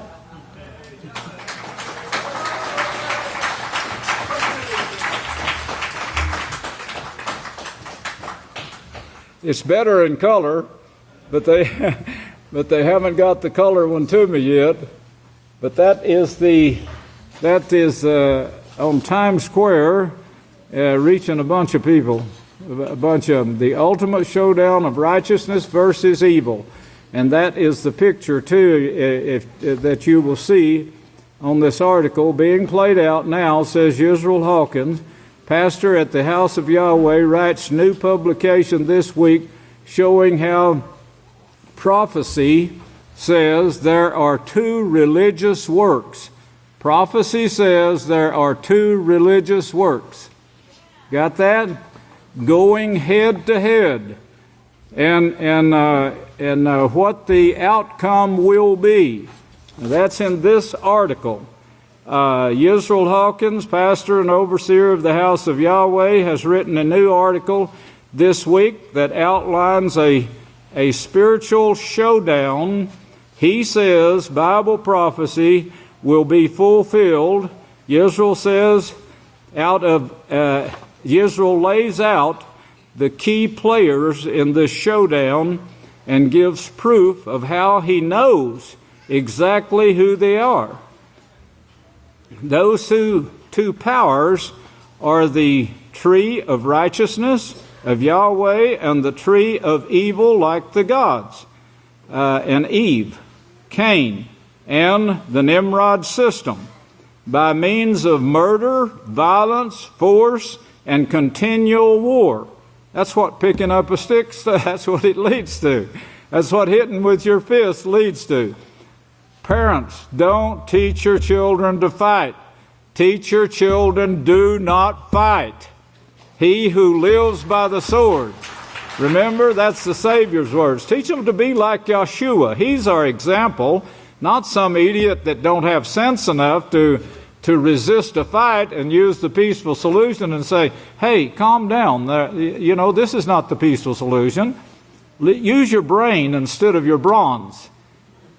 But teach your children this. Teach them to obey the peaceful solution that Yahweh, the character education that Yahweh is offering.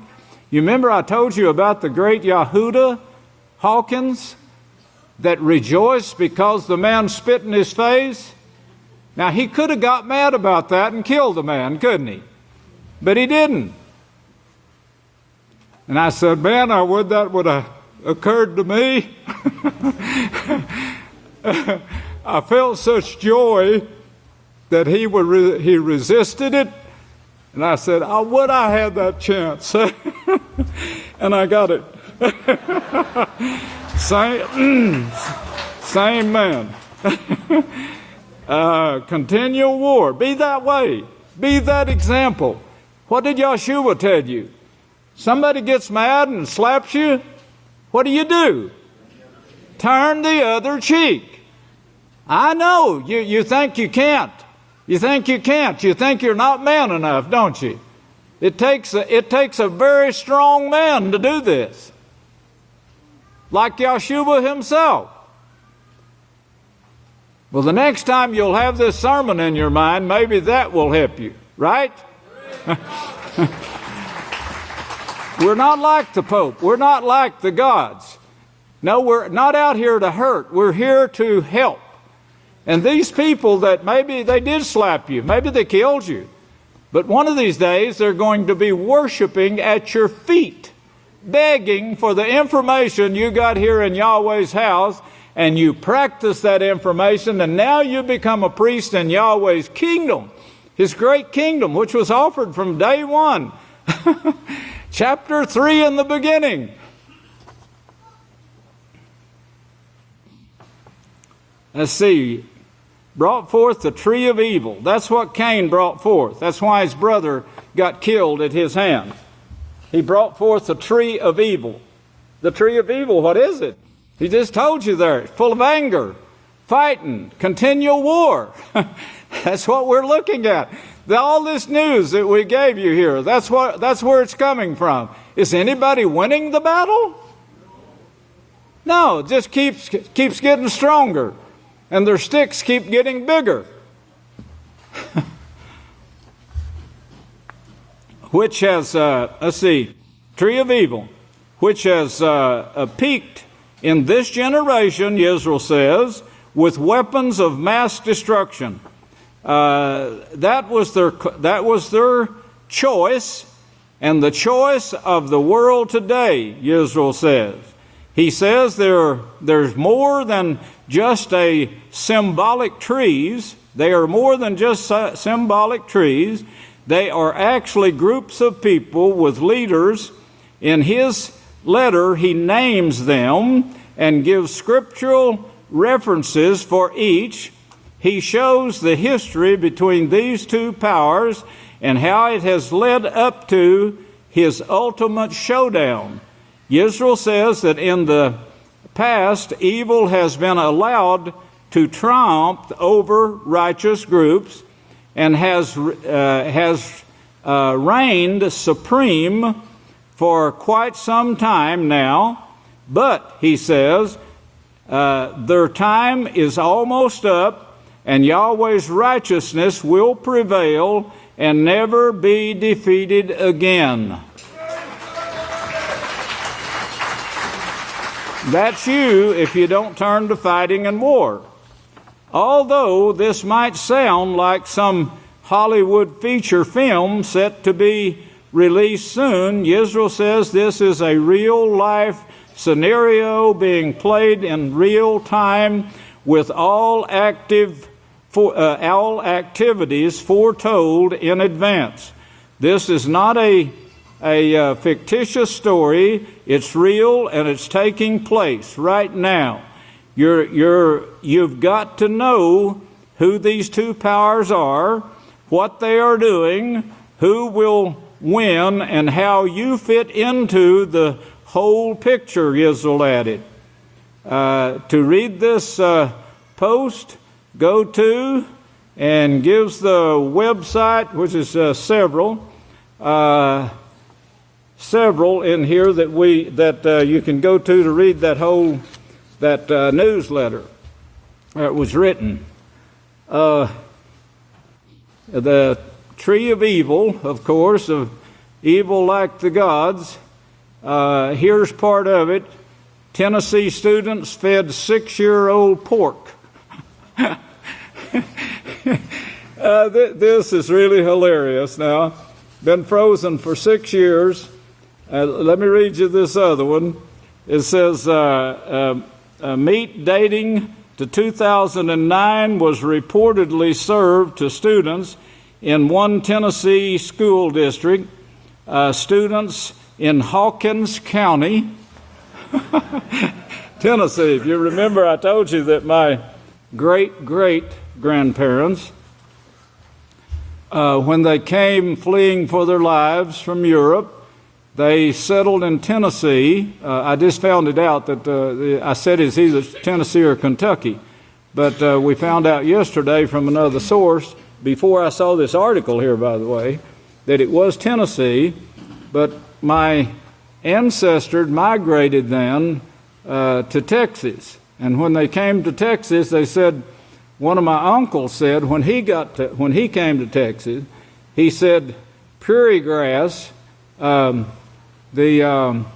bluegrass, was so tall a cow had to raise her head before you could see her. She was out there grazing. Now this is the grass that our forefathers in Texas wanted to get rid of, and they got rid of it. The same grass the people in Kentucky, going back the other way from where the Hawkinses came from, Tennessee and Kentucky, that area, they took it to Kentucky, and the bluegrass of Kentucky became from Texas became their state grass. Anyway, students in Hawkins County were served a 6-year-old pork roast that had been frozen and then thawed according to World Health so-and-so, USDA guidelines. This is their law now. Now, this is just some of the many laws that's passed, but USDA laws states that uncooked meat should not be frozen for more than 12 months. So what did they do when they told them? Well, go ahead and serve it, but keep it a secret. Now, remember Isaiah 65:5.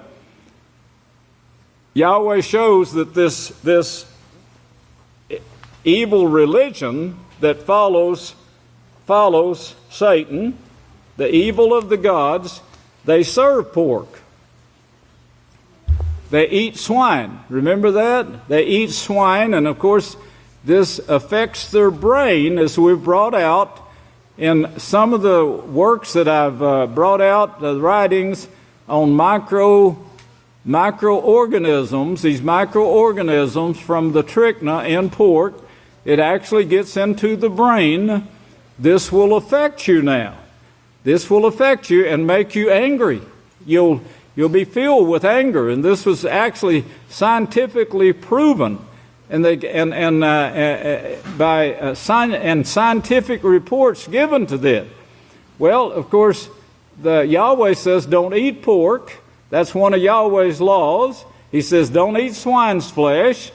So the world, some of the people that come partially out of the world, they don't know what they're eating. They don't listen to the one sent. So they're buying food on the market that has pork in it, but thinking they're living a pork-free life when they're actually not. Neither do they have their own butcher shop, so they do what they can. They also have unclean servants come in and take care of them, like the Jews in New York. They call them Jews. I don't call them that, but that's what they're called in the paper. The Jews in New York who brought in housemaids who ate pork and handled their dishes and washed their dishes, cooked their foods, and therefore passed on the trichina to the groups of Jews living in New York. Well, of course, this is changing due to our efforts, the work we're doing, and the reason it's, going out to the news media. And Yahweh has made a change here to where the news media has latched on to this, I think due to the fact that Yahweh raised me up and made me the most hated man on earth and got the attention. Well, is that Israel Hawkins that they're just saying they had a $10 million bailed on the man worse than Al Capone? Well, why was I worse than Al Capone? I taught the laws of Yahweh. And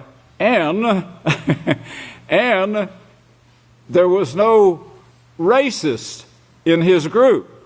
In fact, he had everyone from every nation there. So, no hatred either. Well, here's another now that's turning.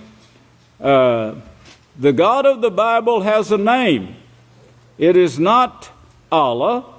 It is not Allah. I have said that I thought Allah came from Hamal, who was the moon god of Mecca. Others have said it is Phoenician, but the God of Bible has a name. The Psalm says, "O give thanks unto," and he puts Lord, "for he is good, and the mercy endures forever." You know that it says, Yahweh, for he is righteous, and his mercy endures forever. We have it translated unto the Lord, he says. Now get this. This is a well-known preacher. And he's saying, we have it translated unto the Lord. And his name is, in Hebrew, he who causes everything to be. That's what he is. The God of the Bible is the one who caused everything else in the universe to be. Now, he's right about all of that. Yes, he's right about it. He is the creator of the entire universe, and his name is Yahweh.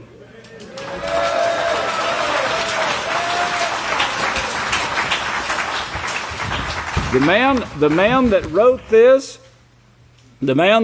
this, he is a very well-known TV evangelist, has been for years. I've known him for years. His name, 700 Club, Pat Robertson. And now he's, right, And now he's confessing that the name is Yahweh.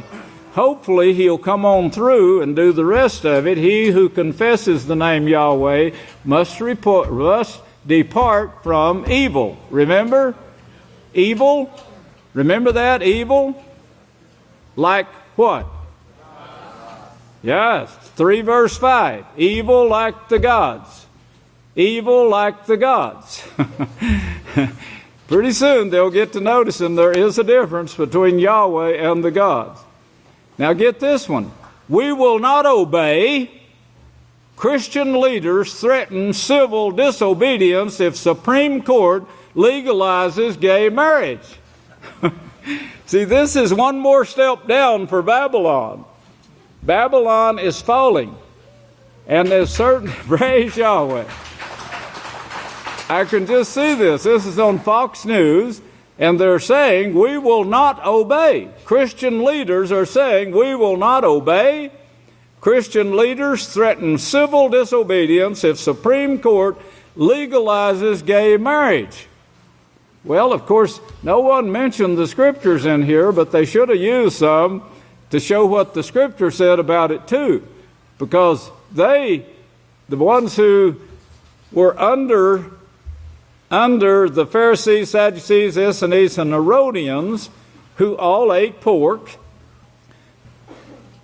That's as Isaiah said, they all ate pork. They were the violent leaders, who took over the land of Israel.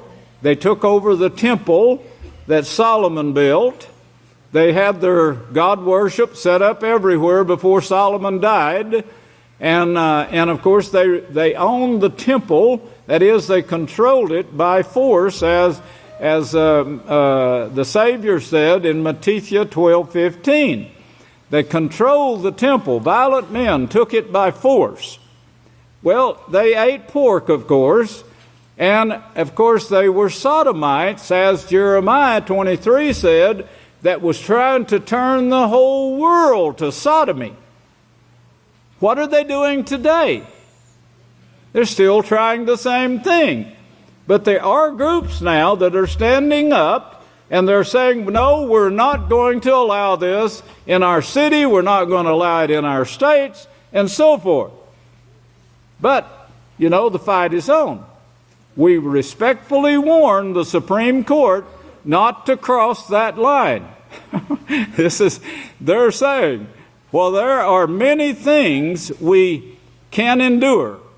Redefining marriage is so fundamental to the natural order and the common, they say, good, that this is the line we must draw, and one we cannot and will not cross.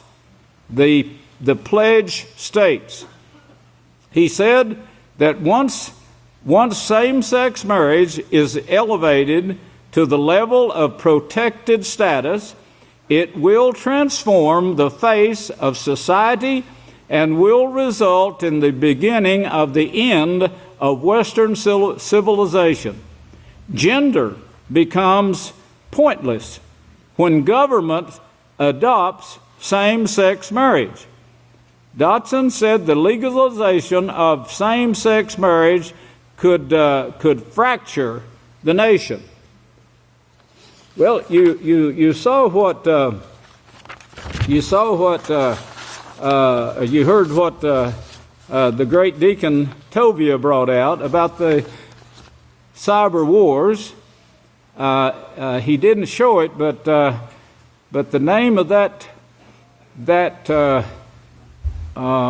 activity where they actually bombed this nuclear bomb in space, guess what it's called? Rainbow. Well, if you put 2 and 2 together, you see this mark on my talit, the rainbow that was given to Yahweh's house. That's Satan saying, this is what we're going to do to the house of Yahweh. Look, come and look, and I'll show you what we're going to do to the house of Yahweh. the commentators, I intend to show you this, but I won't have time today, but the commentator says, when speaking of the protection that Moshe told our forefathers about, and says, if you'll come and you'll keep these laws and be righteous like Yahweh, He will protect you. It said there was actually a sheet, the Hebrew described, this is the commentator, and the Hebrews, the language describes a thin sheet that was placed over this district that was 4 miles, about 4 miles in diameter, that Samuel judged. That Samuel actually judged. From the Galilee to the Dead Sea, Sea of Galilee to the Dead Sea is 65 miles. This is what I've told you before. Only 3 days' journey, but it took them 40 years to get there. Well, of course, Yahweh is the one that led them around and around and around, but He wasn't leading them like it shows in the Scriptures. He was leading them in Scripture. He was teaching them for 40 years in this area called Galilee.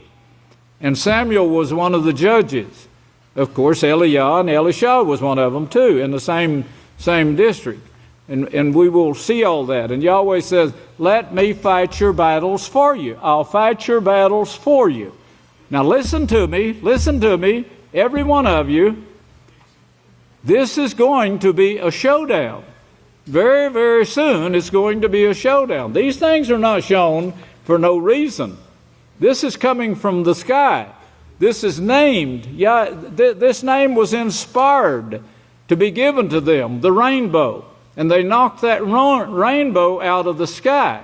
Well, we're not in the sky. We're down here on earth, and this is where we're going to stay, in the protected place, until we're changed. But they say the Hebrew words describe, they say, a thin shield that nothing could get through. And absolutely nothing could get through. Not rockets, not nuclear bombs, nothing could get through this thin shield to those Israelites that was under that protection. Well, of course, they got shut off from Yahweh. Remember that? Isaiah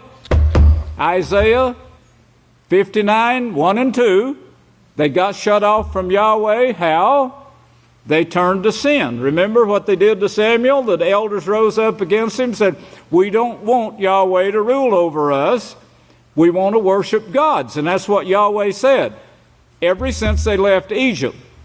Egypt, what religion is it? It's called Coptic.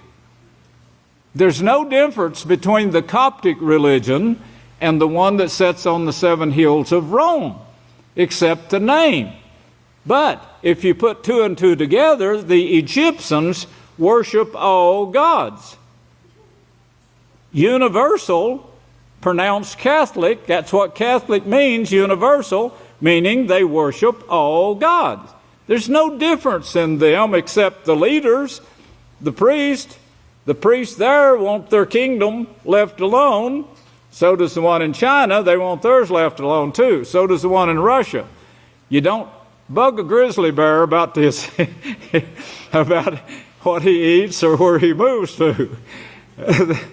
And they're saying, we want our own religion. We don't want the Catholic religion. Well, that's what you're seeing here too.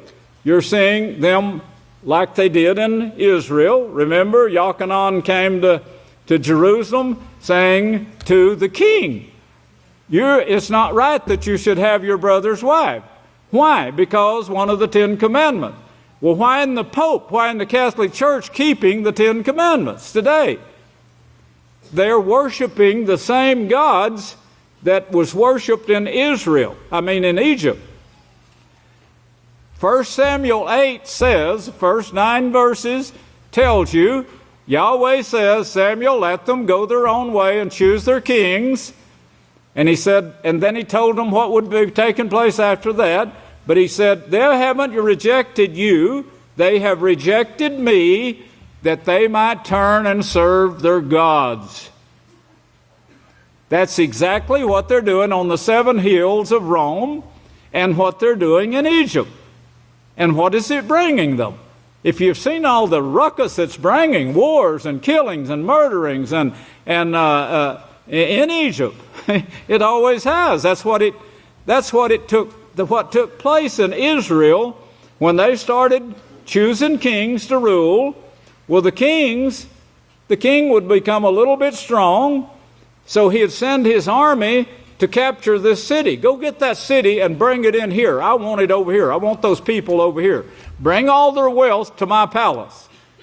So if he got away with it, he sent and got some more. The Herodians, who built the mighty army of Rome, the Roman Catholic army, the Holy Roman soldiers, who Daniel said in chapter 11:31, they will pollute the sanctuary of strength, meaning the house of Yahweh. They were allowed to do this. They were allowed to pollute it.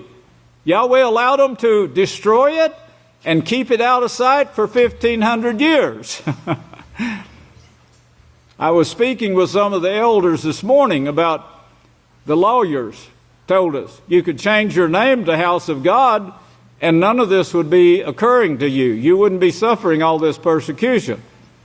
Even now we get letters saying, if you could take Israel Hawkins' name off of those teachings, off of those booklets, just take his name off, remove it, then we will take it. Well, no one has fallen for that trick yet. I praise Yahweh. But see, this is what they wanted to do too with Yahweh. If you don't speak to us in the name of Yahweh anymore.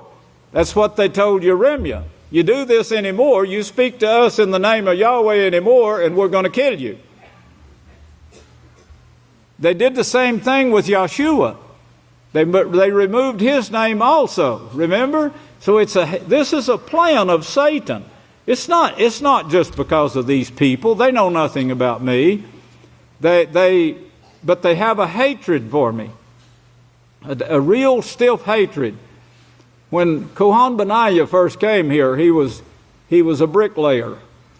And I went to talking to him about scriptures, and he came to services.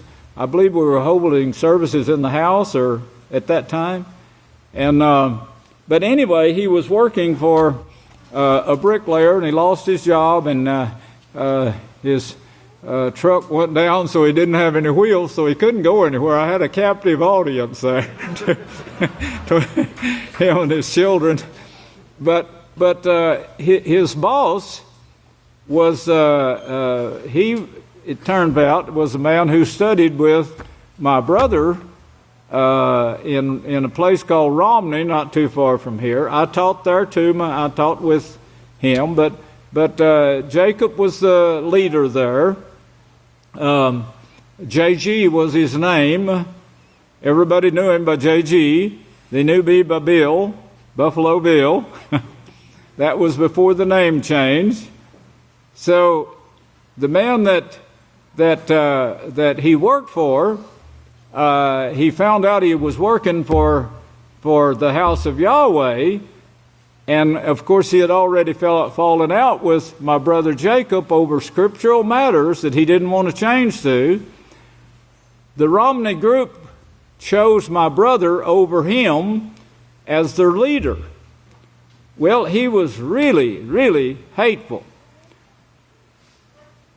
The way I met him, before that, many years ago, before that, I was working in Grimm Mill Elevator. He came there and he wanted some whole wheat flour, and no one would make it for him. And I asked the chief miller, I said, what did that man want? He's disappointed about something. They said, oh, he's wanting some whole wheat flour, but I'm not going to make it. And I said, well, I will. And so I went running after the man, and brought him back in, and I asked him what he wanted, and he told me, and I said, well, I'll make it for you. So I put together the whole wheat flour for him, and that's the only dealings I had with him, was that one thing. But later, turns out he's the one that was in the work there at Romney, was my brother. He's dead now. But anyway, he wrote Benaiah a really nasty letter about me. He didn't really accuse me of anything solid, but he insinuated. So I wrote him a letter, and I said, I can't remember any dealings with you except I made you whole wheat flour when no one else would, and that's the only dealings I remember. But I said, if I've offended you in some way, please let me know, because I want to repent. He wrote me back a very kind, repentant letter and said, you're right. And he said, you've helped me when no one else would. And he said, I really have nothing against you at all. The letter was really great, but then later the hatred developed again, and he started doing the same thing. I don't think they have any control of their minds. It's like Yeshua said to the Pharisees, he said, your leader is so-and-so. You can pronounce the name Yahweh, but that doesn't mean you're keeping his law. You can read the Peaceful Solution Character Education. You can study it. You can sit in the classes and hear it. But that doesn't mean you're keeping it. What you've got to do is make up your mind, in your own mind. Now, you can overcome anything. If the pork is still in your body, you can get it out by resisting it. If fighting is in your body, you can get it out by resisting it. Yahweh said to Cain, sin is with you, but you've got to overcome it. Well, how do you overcome it? You're told that by the disciple Jacob. He said, resist Satan and she'll flee from you. Resist it. How do you resist it? Turn the other cheek. Turn the other cheek. Put a knife to your throat if you're thinking about food that you know you shouldn't be out there eating. Put a knife to your throat when you sit at the king's table, unless you eat that stuff that he offers you. Remember Daniel in the facing the lion's den? Was he afraid for his life? No. Well, he wouldn't eat the king's food. Why? He knew it. They were eating the pork and stuff that was furnished by the gods, following after the gods, eating swine's flesh. Worshipping the dead is also mentioned there, memorials to the dead. All of these things is done by the Coptic religion. They're still worshiping dead pharaohs that haven't known anything for thousands of years. They're dead. But they're worshiping. It's like talking to a rock wall in Jerusalem. Sometimes I just think I'm just talking to a rock wall, he said. I think the Lord is asleep. That's what Benedict said. So there's no answers to their prayers, and the people are saying, we're not going to do it anymore. Christians are leaving the faith in droves, and the trend isn't slowing down.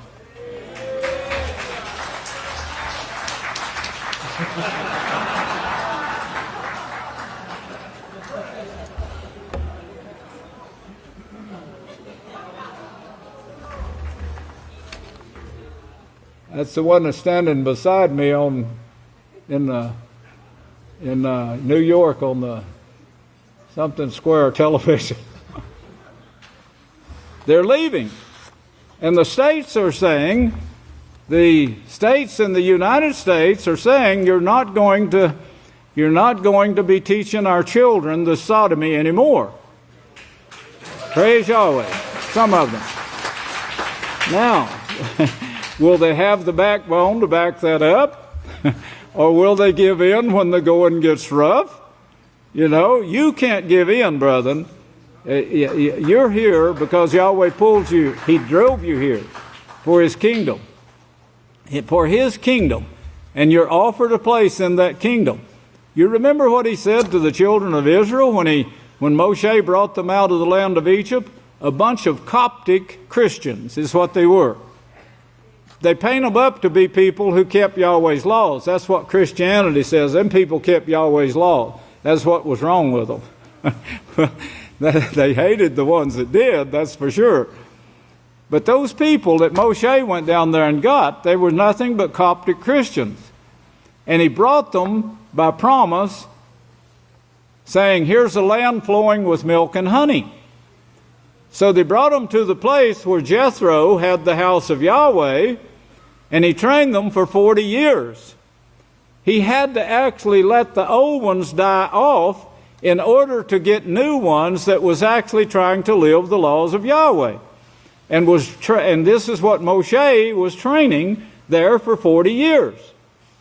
And then, after that, they went to the place where the house of Yahweh, all of them went to that place. Before that, they couldn't get near it. They wouldn't even let them get near the place. We'll see all this in Scripture. I can show it to you. It'll take a little bit of time, but I can show it to you and will. I'll be glad to. But these people were not converted to Yahweh's laws. Yahweh gave them the 10 Commandments on the Mount Sinai. Remember this Mount Sinai? We had some people go over there looking for that, They're still looking for Mount Sinai. And they're thinking they're going to discover it one of these days. They don't know that it's Mount Sinai. They don't know that it came from 2 words. Now, these are the smart ones. Some of them do know that it came from 2 words, but they can't put them together. But it's actually taking out of sin and raising you up. That's what that word Sinai means. The 2 words, that's what it means. But anyway, the people, they rose up against Samuel, and then started your days of the kings. Well, what took place in the days of the king? War. Continual war. Read about it. The kings. Read 1st and 2nd Kings, and you'll see what they were doing. They were killing each other. And of course, it's king against king, king against king.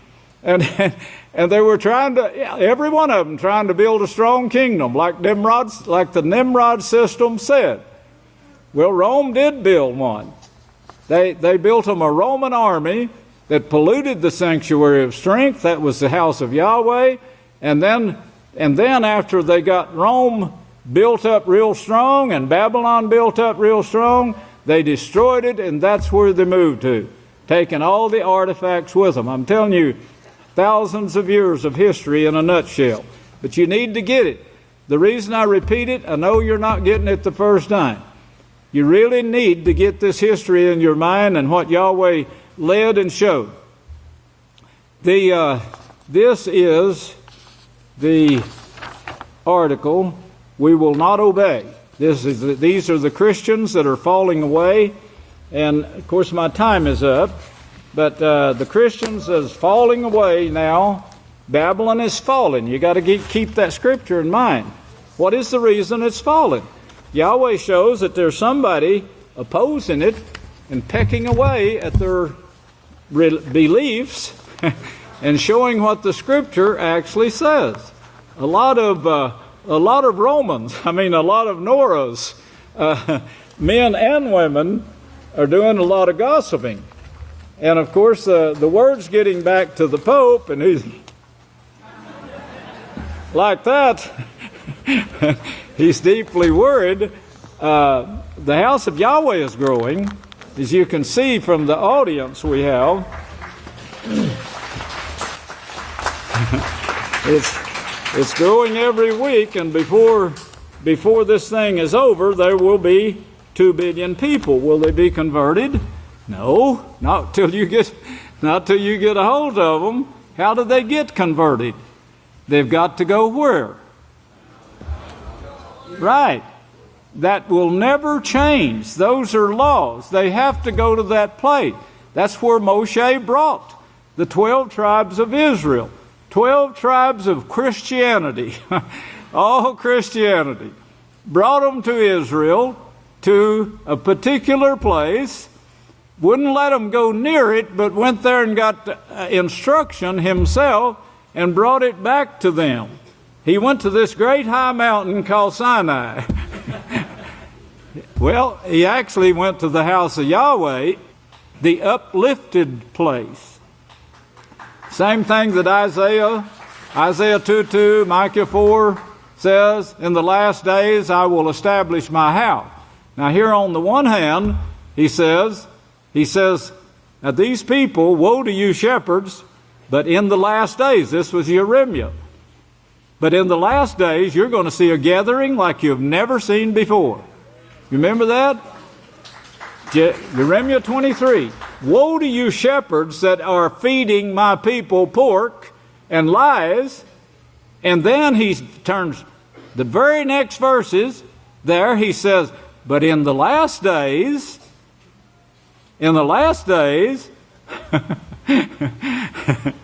then he starts showing you a work. In Zechariah, he says, he shows you this is the lid that Satan tried to squash. This is the work that Satan tried to squash. But here I'm going to show you two women that are taking forth, means the last two eras of the house of Yahweh, that is carrying the message of Yahweh.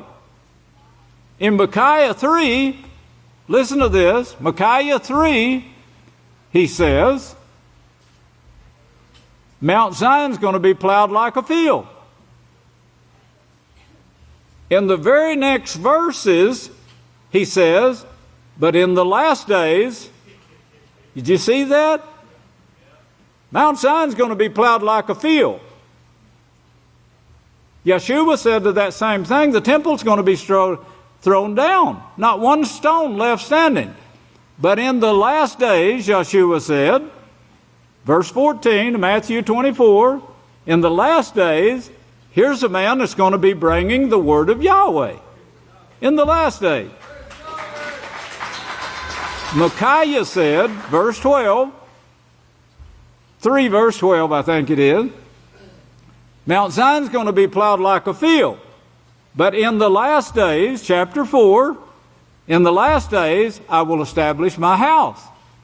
Yeshua said that's the last generation. You see how plain this is that he's talking to you here, showing you where my house is? That's where you're sitting, right here, right now, in his house.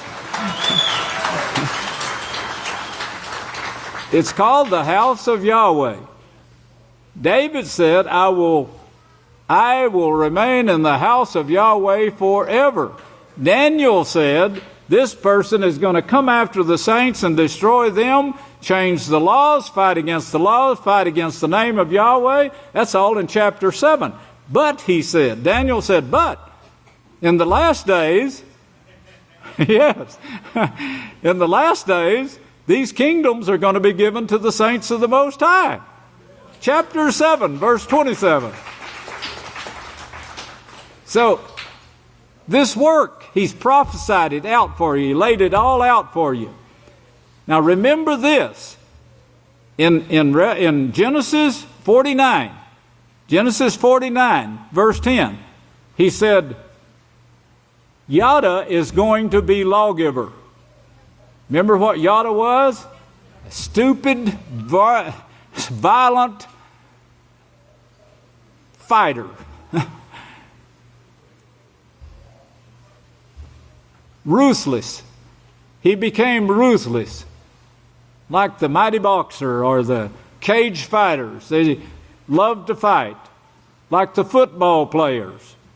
It says, I wake up every morning wanting to knock somebody's teeth down their throat. That must be a miserable way to live. Well, that's the world today. But on the other hand, Yahweh now has, chipping at that big block, that big mountain, he has the house of Yahweh, as he said, as he prophesied, in the days where their sticks of fighting have become nuclear. Yes, they got nuclear. They can have war in heaven by pushing a button here on earth. And as the news said, yes, there's war in heaven. The powers of the heavens are going to be shaken. The stars of heaven, some of them will fall to the earth. because of this war they're going to have in heaven. And as the news article showed now, they're really getting worried because they know each enemy, if the enemy can knock out their satellites, did you see where this takes the other nation? Back to the conventional warfare.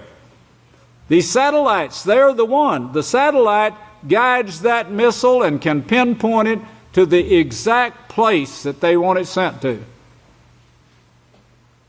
It can even send it through a window, as you saw in the bomb.